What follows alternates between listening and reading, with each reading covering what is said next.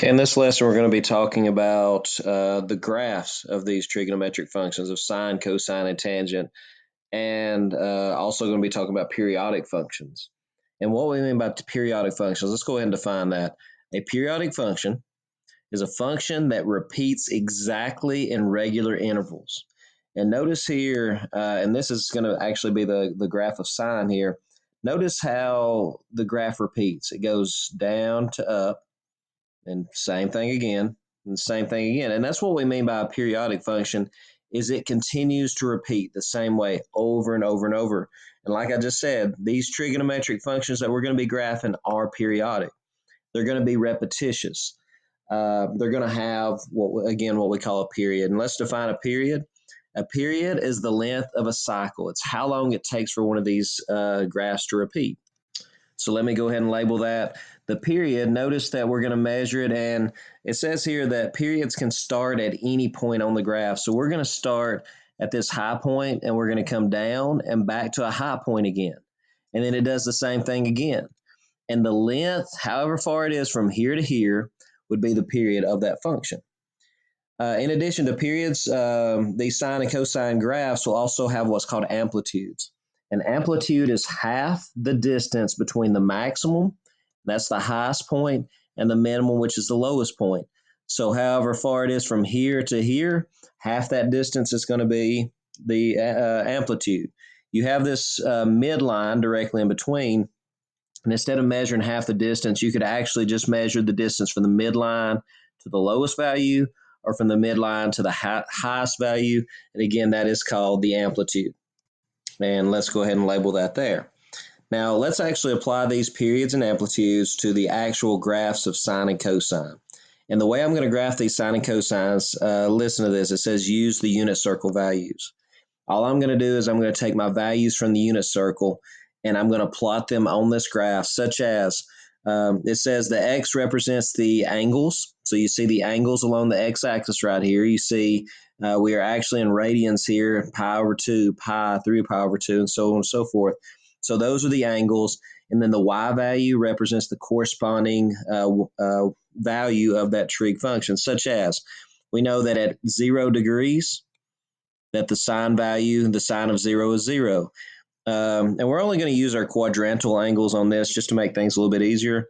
I know that the sine of 90 degrees is 1. I know the sine of 180 is 0. And let's go ahead and finish filling out this graph with those points. And there you see all those points. And then once we connect our dots, we have what we call the sine curve. And there it is. Now let's talk about what is the amplitude and the period. And what I've done actually here is I've used our Desmos graphing calculator to graph a little bit smoother copy of it.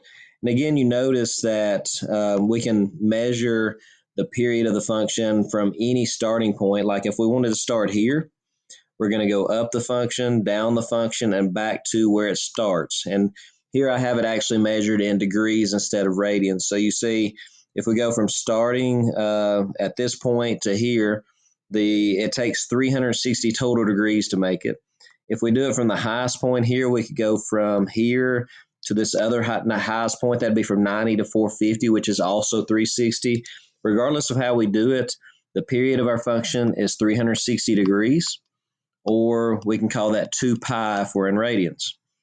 Again, the amplitude is simply how tall it is. We can go from the midline to the highest point, or we can go from the midline to the lowest point. Regardless, this distance right here would be a distance of 1. So a sine curve has an amplitude of 1. We're going to do the exact same thing for our y equals cosine of theta. So step number 1, let's take our quadrantal values, such as I know the cosine of 0 is 1, the cosine of 90 is 0, and so on and so forth. Let's go ahead and finish labeling those. And there are all those values, and then simply connect the dots, and you have what's called the cosine curve. And there it is. Again, we notice if you look at the two graphs, they're actually identical graphs, just one looks to be shifted over a little bit, and that's because of the repeat values that we have between sine and cosines. When you're dealing with cosine, the amplitude is still 1. If you were to look at the period, let's start here, and we'll go to right here at the top of this. So we're at up, middle down, middle up. We're back to where we started, and it took a distance from here to here, and that would be from 0 to 2 pi, so it'd be the exact same 360 degrees or 2 pi radians. Okay, the next portion of the lesson talks about changing the amplitude and period. And well, I didn't talk about this. We do sometimes call these waves, especially in science class, because they do have this wave-like appearance. But changing the amplitude and period. Before we go into that, let's go back and review just a second what we call transformations. It's been a few chapters since we talked about transformations, so let's review it again. If we had two functions, and the only difference between the two functions, if we took our original function and multiplied it by 3 out here, if the 3 is on the outside being multiplied, we called this a vertical stretch. It actually took your graph and it stretched it 3 times taller than what it was before. And then we had a different type of transformation, which was maybe connected to the x. It was inside of parentheses grouped with that x. And just a reminder that this was actually a horizontal transformation. And when we dealt with horizontal transformations, instead of this 3 multiplying it horizontally by a factor of 3, we actually had to take that 3 and flip it, and that would actually compress it by a factor of 1/3 horizontally. It was actually backwards from what it was. And these two transformations is actually what this next part of the lesson is about. We're going to change the amplitude and the period using these same two transformations. It says given that y equals a sine of b theta or y equals a times cosine of b theta, where theta is in radians. The amplitude, okay, normally our amplitude is 1. However, if we take and we multiply our function by some numerical value, now a is going to be a number here. If we multiply the front by a factor of a, that's going to stretch vertically our function. The amplitude is no longer going to be 1. It's going to be 1 times whatever that a value is. So we're actually going to have an amplitude of a. Now, sometimes this could be negative. So let's go ahead and put it in absolute value bars because our amplitude is never going to be positive. Now, just a reminder also, this b value that's attached, now you could put some parentheses around this if it makes you feel more comfortable. This b value is not going to stretch it times the value of b. We're actually going to have to flip it. It's going to stretch it by a factor of 1 over b.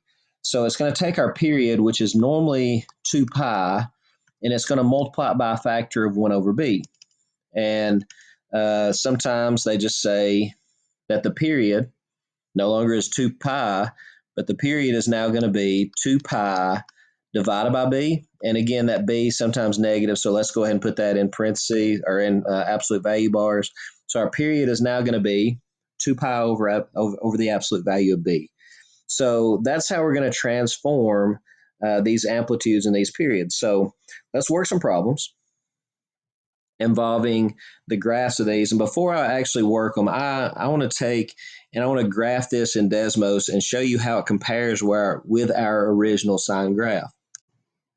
Okay, here you see the two graphs. You have y equals sine of x, which is our parent function, and y equals 3 times the sine of 2x. And just a reminder, the 3 out front. The 3 out front is going to take your original graph and it's going to stretch it 3 times vertically. So where you used to have an amplitude of 1, the highest point on your original graph, the blue one is 1 right here. You now have a highest point of 3. You might be asking, well, why is it a little bit to the left? And let's talk about the 2 now. The 2, it's not going to stretch it horizontally times 2, but you do have to flip that. It's going to stretch it horizontally by a factor of 1/2. So normally, when we look here, normally 360 degrees was our period. However, if we look at the red graph, this red graph goes through a complete cycle in only 180 degrees. So it squished it horizontally times a factor of 1/2, and it made it 3 times taller. So therefore, going back to, let's go back to my paper. Going back to this, again, we can simply look at this number out front, and we know that our amplitude was normally 1, but now it's going to be 3 because it's 3 times taller. Normally, our period was 360 degrees. However, this 2 right here is going to multiply it by a factor of 1/2. And we can say now that our period is at 180. Or you can think of it as it used to be 2 pi, and when you multiply that by a half, you have only 1 pi. So that's going to be the period of our new function. The next problem, I want to do the exact same thing. We have y equals 3 halves sine of 1/3 theta. And here are our two functions now. Again, in blue, you see the original function, which had a period of 360. You see it takes 360 degrees to go through a cycle. You had an amplitude of 1. The highest point is 1, the lowest point is -1. So from the midline to this highest lowest point, the amplitude is 1. However, this number 3 halves out front here. What that 3 halves actually does is it stretches your amplitude. It makes it taller. And you can see the highest point now is going to be 1.5, which is the same thing as 3 halves. So the amplitude now is going to be that 3 halves. The 1/3, again, does not do what you think it would do. We do have to reciprocate. We got to flip that. And our horizontal stretch is actually going to be it's going to be 3. So we used to have a period of 360 degrees here. It went through one complete cycle in 360. However, that period is now going to be 3 times longer. It's going to take 3 times as long, or 1,080 degrees, to now go through a complete cycle. And you can see it's at its middle point, its highest point, its lowest point, and back to that middle point at 1080. So that's going to be your new period. So again, the amplitude is going to be 3 halves, which we can find by simply looking at this number. Our period is stretched 3 times as wide as it normally was. So instead of 360, it's now going to be 1080, or we can call that a value of 6 pi. It's normally at 2 pi. Now it's 3 times wider at 6 pi. Okay, now we're going to actually use the information that we've previously learned to graph these. And I'm going to show you this method's a little bit different from any that you'll find in textbooks and stuff. So I'm going to show you some methods that we can use to actually use these transformations to graph these functions. So I'm going to start out by, let me get me a new sheet of paper here. And when we're dealing with sine, we have 5 what I call key points. And these 5 key points are actually just your quadrantal angles. And I'm going to list these 5 key points for sine here first.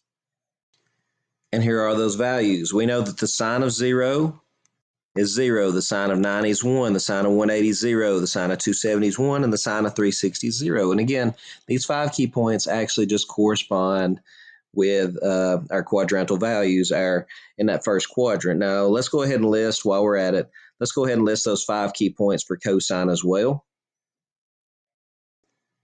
And we know that if we've got our sine and cosine values memorized, this is nothing new that we're going to have to memorize. This is simply the cosine of 0, 90, 180, 270, and 360. If we have those quadrantal values, we can think about the points on a unit circle, and we've already got these points memorized. It's nothing new to memorize for us. So let's go ahead and use these points to graph, and I'll show you how we're going to do that. Okay, number 3 actually asks us to graph y equals 4 sine of theta. And if we use what we've already learned, we know that the amplitude is normally 1, but this one's been vertically stretched times 4. The period is normally 360, and since this one's not been changed, the period stays 360 degrees. Now notice that this one is actually, again, the graph is in radians, but we can very easily say that this is 180 divided by 2, that's 90, 180, 270, 360, and so on and so forth. So if you want to think of it in terms of degrees, that's perfectly fine.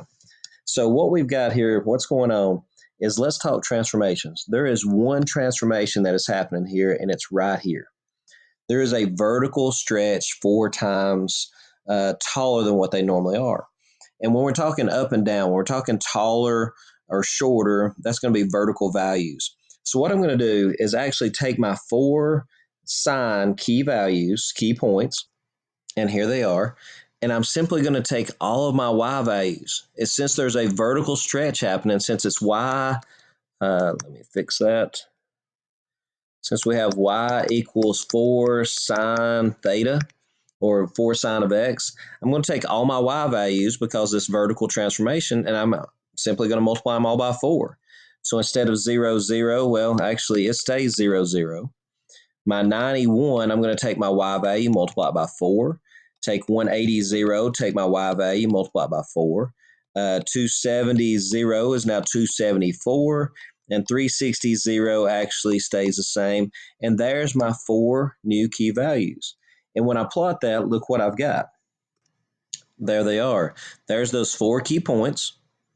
And I know that those 4 key points repeat. So let me go ahead and connect these dots. And let's go ahead and just repeat the same thing over here. I know I had middle, high, middle, low, middle. So here I'm going to have to go back low down here to -4 and just continue that same pattern that I have on the other side. And I can use those 4 key points to find the other points on my graph. And then when we connect the dots, we have a sketch of what our graph's going to look like. So let's try that again.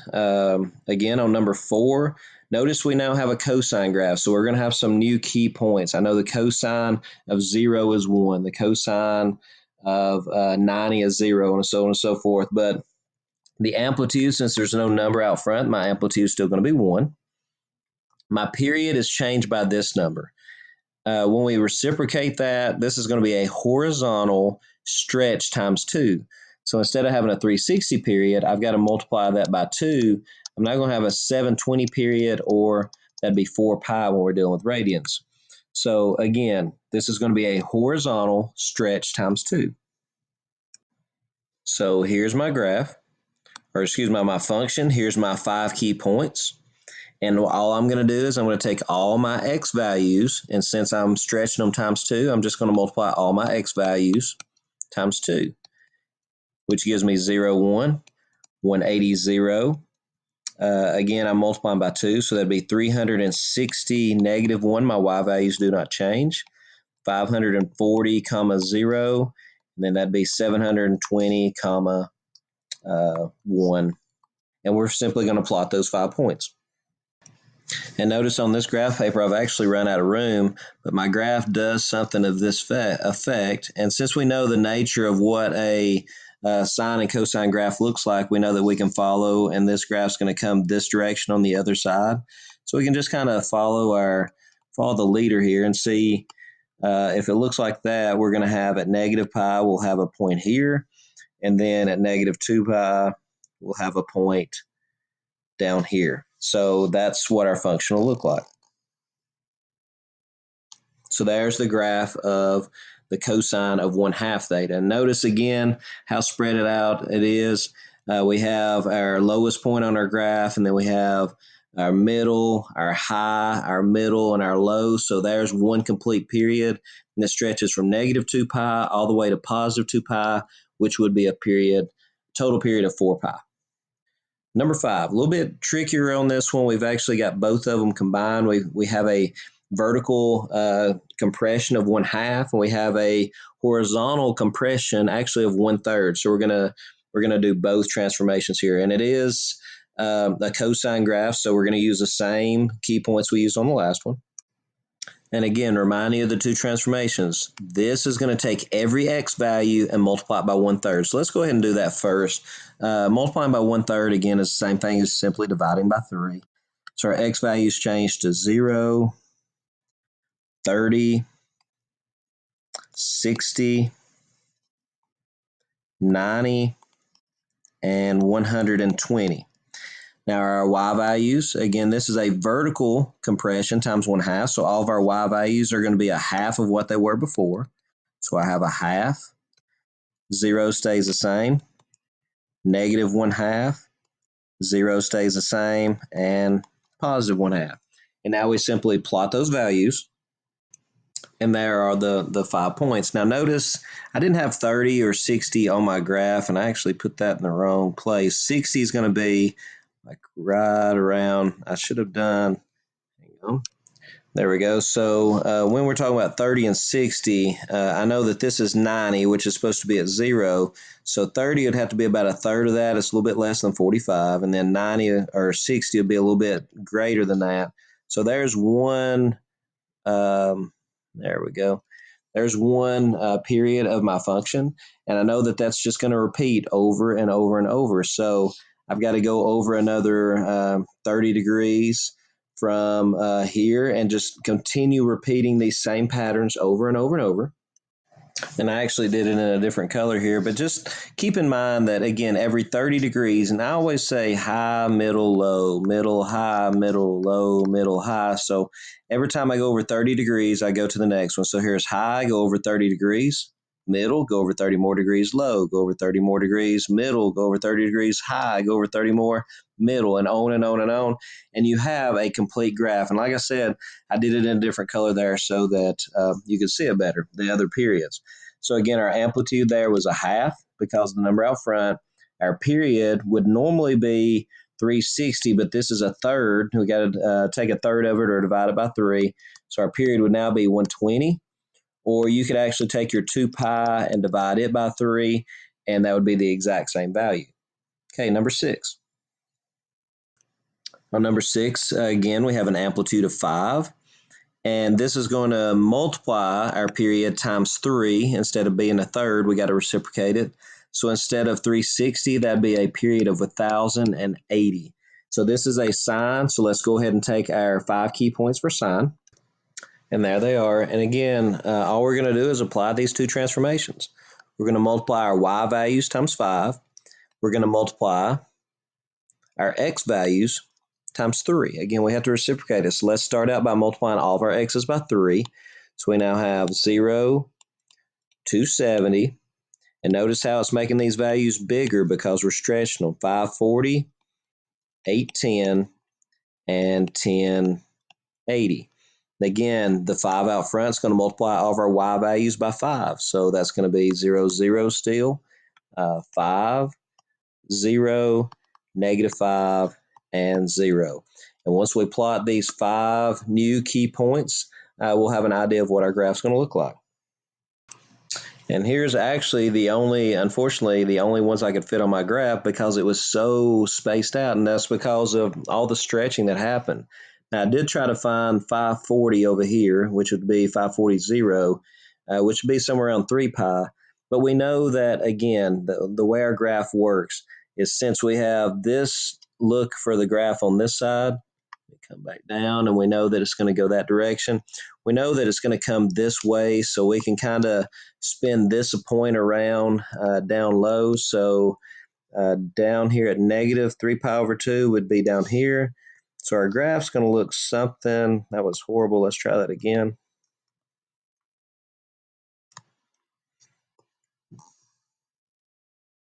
So our graph's going to look something like that.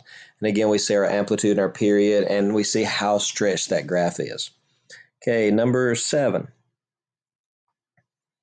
Again, we can very easily identify our amplitude as being 1 since there's no number out front.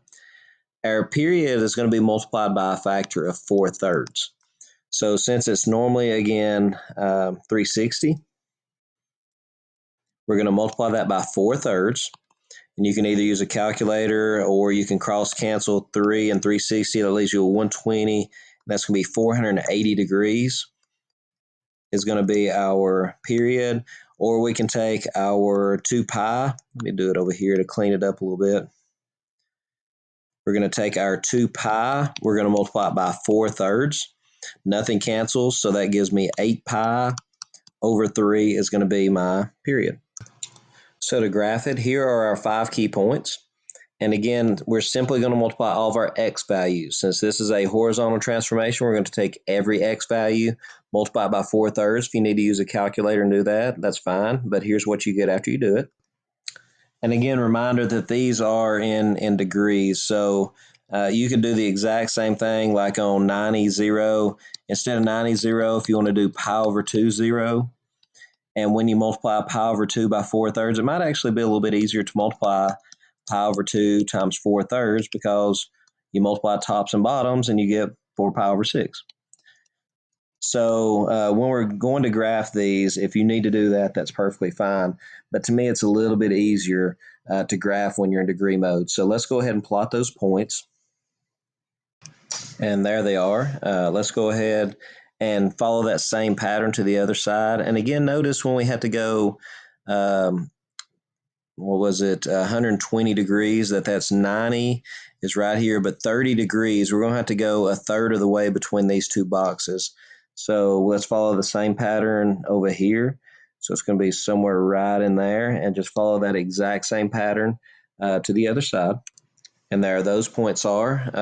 Notice those are symmetrical also. Cosine graphs, unless they've been moved left or right, are always symmetrical across that y-axis. Now, once we connect our dots, we actually have our graph there. Okay, number 8. In the amplitude, it's located right here. So we have an amplitude of 5/2. Notice the period has not changed, so it'll be 360 degrees or 2 pi. So we're going to take each of our 5 key points for sine. We're going to multiply them by a factor, our y values by a factor of 5/2. Here are our original values. When we take each y value, multiply it by 5/2, here's what we get. Now we're going to take each of these values and plot it. Just a quick reminder that 5/2 is the same thing as 2.5. So let's take each of these values and graph them. And there are our 5 key points plotted. Let's continue again in the opposite direction and make sure that, let's see, at -90 we have -2.5. At -180 we'll be back to 0. -270 will be back to +2.5. And -360 will be back to 0. When we connect our dots, here we see the graph of our new function. Again, it's hard to graph on this, so my graph is not the best looking in the world, but you kind of get an idea of what it's going to look like. Okay, 2 more. Again, we see the amplitude out front being 3. This is going to change our period by multiplying it by a factor of 1/2. So therefore, we'll have a period of 180 degrees or pi. So let's look at our key values. And just a reminder, the 2, let's do our x values first. The 2 is going to take each x value and multiply it by a factor of 1/2. And there those are. And again, our y values are going to be vertically stretched by a factor of 3. And there you see the values that we're going to graph. Again, we compressed them horizontally by a factor of 1/2, stretched them vertically by a factor of 3. Once we plot these points, here's what we get. And we can actually take these. You can see the pattern. We can take these and just continue on. High, medium, low, medium, back to high. Then in the other direction, we have high, medium. Let's go back down to low, middle, high, middle, low, middle, high, middle, and finally low. And there you see the graph of your function. Let's connect our dots. And there it is. And you can see again the amplitude, the distance from the midline up to the top is 3, or midline to the bottom is also 3. And the period starts here, goes up, down, back to up. So 0 to pi, or 180 degrees, is your period. And number 10. Again, we know that this is going to stretch it vertically times a factor of 2, and that'll give us our amplitude. This will compress it horizontally by a factor of 2/3. So we're going to take 360 degrees, multiply it by a factor of 2/3. That's going to give us 240 degrees. Or we can take 2 pi and multiply it by a factor of 2/3. That's going to be 4 pi over 3, which is the same thing as 240 degrees. Let's see, we're dealing with a cosine graph now. Let's go ahead and look at our key values or key points on a cosine graph. And now let's transform each. Again, we'll start with our x values. We're going to multiply each x value by a factor of 2/3. Make sure you reciprocate it, and here they are. And then we're going to take each y value and stretch it 2 times vertically, so multiply it by 2, and here they are. And that's going to be the key values that we're going to graph in order to get our graph. So let's go ahead and plot those. And there are those key values. And again, reminder that from here, let's see, from here to here is 45 degrees. From here to here is another 45. So when we need 60 degrees, we'll need to do 45 and another 15, which is about a third of the way across there. And then when we go over 60 more, well, that's 45, and then we need another 15. So that's the reason we put. Let's see. I think that one's in the wrong place. That should be about right in there. And then when we go another 60 degrees, we'll do 15 more and then 45 more, and that ends up at pi. So it's a little bit tougher to do this. So we're going over, you can notice our steps from 0 to 60 to 120. We're going up 60, and we're following the pattern, the high, middle, high pattern. So we've got, we're going to come back to our middle for the next 60.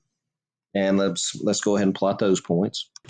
And there's the rest of the points in your pattern. And again, each time we needed to go over 60 degrees. So each set of boxes counted 45. So we'd go over 45 and about a third of another box, which is 60.